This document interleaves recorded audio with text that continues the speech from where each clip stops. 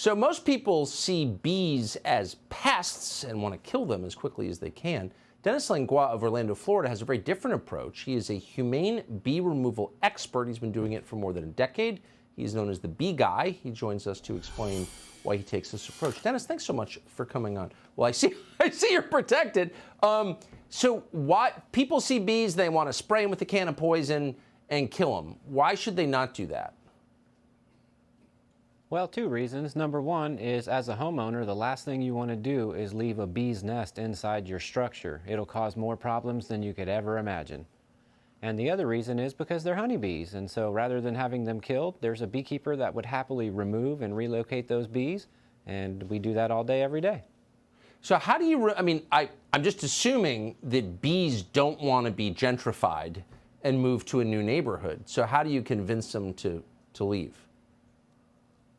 Well, it's a physical process. So we essentially evict them. We physically remove their nest, putting it into a beehive. And during the process, we use a special vacuum designed to vacuum the bees up and not hurt them. And once they're brought back to the farm, then we relocate the bees from the vacuum with the nest and put everybody back together and put them to work. How mad are they when they get out of the vacuum? You'd be surprised at how gentle they are. So most of the time, we don't have to wear a suit or a veil or any protective clothing during the entire process. Because they're just totally defeated? Like they got vacuumed at that point, they just give up? It seems like they should sting you. No, that's not. No, it's just a matter of knowing the insects and keeping them calm.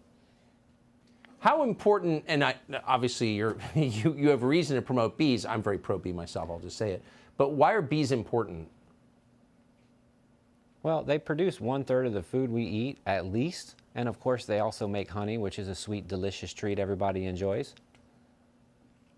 So if any group, if we were to locate any group in the world that produces 1/3 of the food we eat, we'd obviously want to treat them like they were private equity barons or hedge fund managers. Like we'd treat them with a lot of respect, but we don't. Why? I would think so.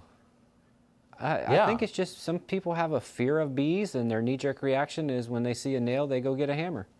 Yeah, I think that's right. Or a can of bug spray. How much honey do you eat? I eat honey every single day, all the time. Do you really? You look. I love it on ice cream. Yeah. Honey on ice cream, but obviously you're wearing a full suit. We can't really see your outline, but you seem like a pretty slender, fit character. How do you eat honey every day and maintain your girlish figure? I work hard every day. I wake up at 5 a.m. and I don't stop until about 6 a.m. Yeah. Well, you're making PM. the world better. Unlike most people. Maybe even talk show hosts. So, Dennis Langlois, our respect to you. Thank you for coming on tonight.